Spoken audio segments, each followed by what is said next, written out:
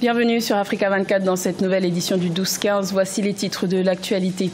Les élections législatives du 28 avril approchent au Bénin, mais l'opposition, qui ne pourra pas participer à ces scrutins, ne digère toujours pas les dispositions de la nouvelle charte des partis politiques.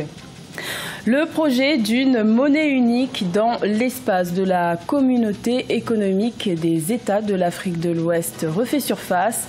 Un projet vieux de 40 ans qui pourrait se concrétiser dans les 3 prochaines années.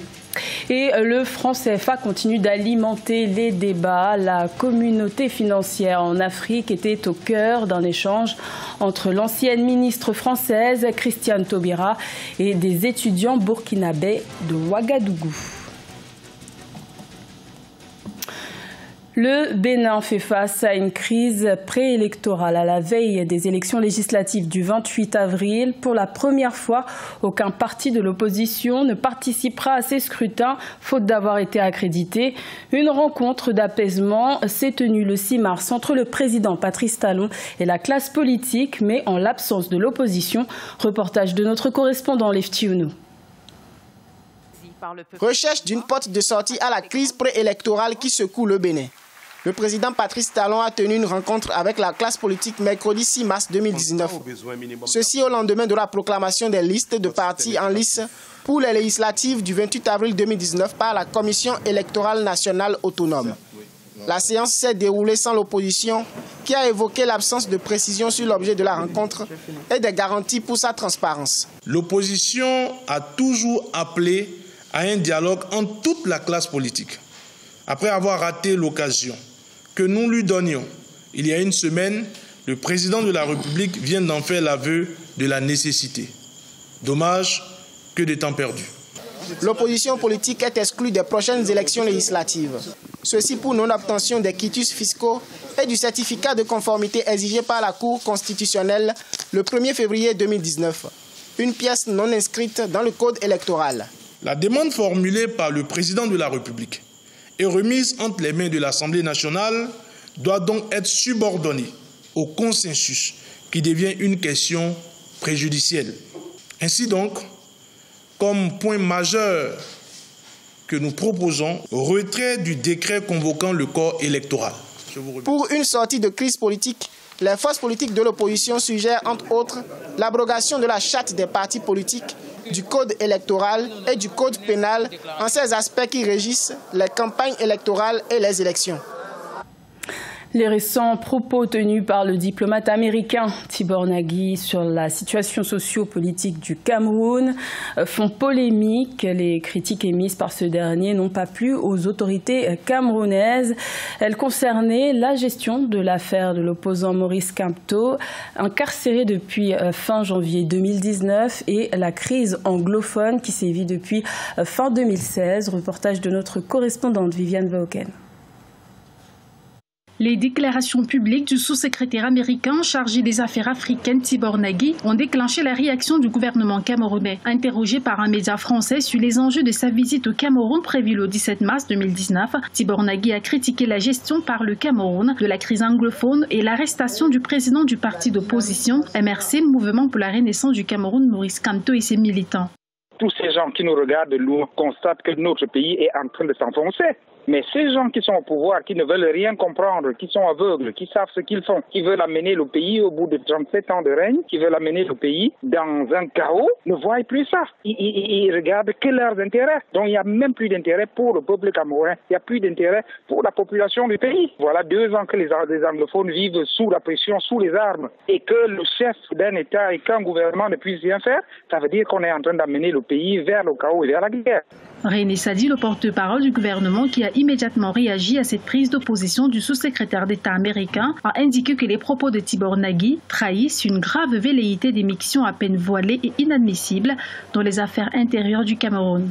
Le Cameroun est un État de droit dont les lois et les règlements constituent le cadre où tous les partis politiques, y compris le MRC, mènent leur activité, mais ce, dans le respect de la légalité.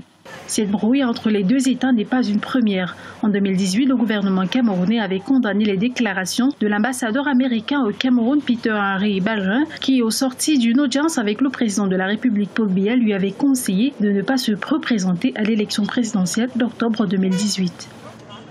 Le taux directeur de la Banque centrale des États de l'Afrique de l'Ouest est maintenu à 2,50%. Telle est la décision prise le 6 mars par le comité de politique monétaire. Un choix motivé par l'évolution de la conjoncture économique au sein de l'espace UEMOA. Reportage de notre correspondant au Sénégal, El Hadj. La BCEAO, Banque centrale des États de l'Afrique de l'Ouest, maintient son taux directeur. C'est ce qui ressort de la première réunion du comité de politique monétaire de la BCEAO qui s'est tenue ce mercredi 6 mars au siège de la BCEAO à Dakar. Ainsi, le taux d'intérêt minimum de soumission aux appels d'offres d'injection de liquidités reste à 2,50% et le taux d'intérêt du guichet de prêt marginal à 4,50%. Le coefficient de réserve obligatoire applicable aux banques de l'UEMOA demeure fixé à 3%. Au niveau du taux de base de la Banque centrale, le taux directeur, nous l'avons conçu et mis à un niveau le plus bas possible pour stimuler justement la croissance, pour permettre aux acteurs économiques de pouvoir bénéficier d'un taux beaucoup plus réduit. S'agissant de l'exportation des matières premières par les pays de l'Union, on note un repli à l'exception de ceux du café et de l'or. Les baisses les plus importantes concernent le coton, moins 6,4% et le cacao, moins 3,1%. Au niveau interne, la croissance de l'activité économique est demeurée soutenue et robuste au quatrième trimestre 2018 en se situant à 6,8% en glissement annuel, après 6,6% un trimestre plus tôt. La demande intérieure reste le principal moteur de la croissance dans l'Union. Selon le comité de pilotage monétaire, l'on note une demande intérieure qui reste le principal moteur de la croissance dans l'Union. Sur l'ensemble de l'année 2019, la croissance économique est attendue à 6,8% après un niveau de 6,6% en 2018. Depuis près de 40 ans, l'espace de la communauté économique des États de l'Afrique de l'Ouest tente de mettre en place une monnaie unique. Ce sujet est revenu au cœur des discussions entre parlementaires de la communauté. Il pourrait voir le jour d'ici 2022 selon certains protagonistes. Marcel Farba-Maroun. Défis et perspectives liés à la création de la monnaie unique de la CEDEAO, mobilisation des parlementaires dans la réalisation du projet, c'est le thème choisi à l'occasion de la conférence organisée à Dakar, capitale du Sénégal, depuis ce mardi. Une initiative du Parlement de la communauté économique des États de l'Afrique de l'Ouest visant à discuter des mécanismes devant faciliter la création d'une monnaie unique au sein de l'espace communautaire. L'intégration monétaire passera nécessairement par la création et la réalisation d'une union économique et monétaire qui sera un vecteur d'unité et un outil d'intégration. Nous, parlementaires de l'espace, cherchons par la tenue de cette conférence à mieux informer et sensibiliser sur les enjeux de la création de la monnaie unique et l'état d'avancement du projet. Le 21 février 2019, une feuille de route a été adoptée par 4 chefs d'État afin d'accélérer la mise en œuvre de la monnaie unique de la CEDEAO, ce qui a permis de fixer à 2020 sa période de lancement. Mais au-delà de la volonté affichée, beaucoup de questions demeurent encore en suspens. Il est dit que les pays doivent afficher au moins un taux d'inflation qui gravite autour de 4 à 5%, un taux d'inflation à un chiffre, comme on le dit très souvent, mais à date, il y a très peu de pays, sinon même difficilement des pays, que ce soit de l'UMOA ou bien de la zone ZMAO, qui sont capables d'aligner ce taux d'inflation à ce seuil. L'intégration économique et monétaire en Afrique de l'Ouest est l'un des objectifs principaux contenus dans le traité révisé de la CEDEAO, adopté par la conférence des chefs d'État et de gouvernement réunis en juillet 1993 à Cotonou, au Bénin. Ouverte depuis ce mardi 5 mars, la conférence des parlementaires de la CEDEAO prend fin jeudi 7 mars 2019.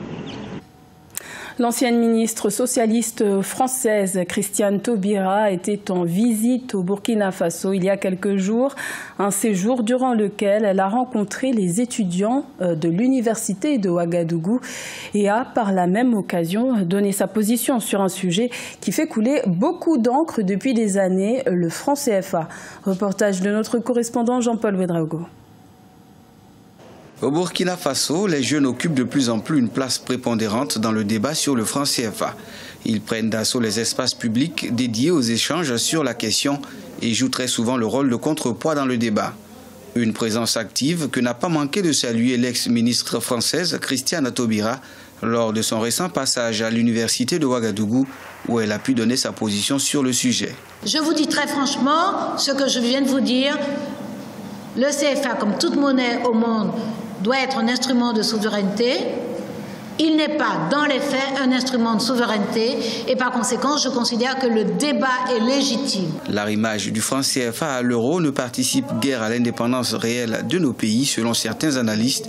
Et pour ces étudiants, il faut se situer du bon côté de l'histoire. Je me suis dit qu'un ex-ministre français qui veut venir animer ce thème, c'est important qu'on vienne assister pour savoir ce qu'elle va dire, pour que ça n'embarque pas les étudiants dans un sens qu'on ne voudrait pas. Nous pensons que ce que les uns et les autres ont dit sur cette bataille-là que nous allons remporter, que nous allons renverser l'Occident qui est en train de brimer les intérêts des pays africains. Rappelons que le débat sur le franc CFA a refait surface ces dernières semaines. Sur le continent comme en Europe, les manifestations s'accentuent au point de susciter de vives polémiques entre élites africaines. Cette monnaie, il faut le rappeler, est utilisée par 14 pays africains. C'était le journal de la rédaction. Merci de l'avoir suivi. L'information continue sur Africa 24.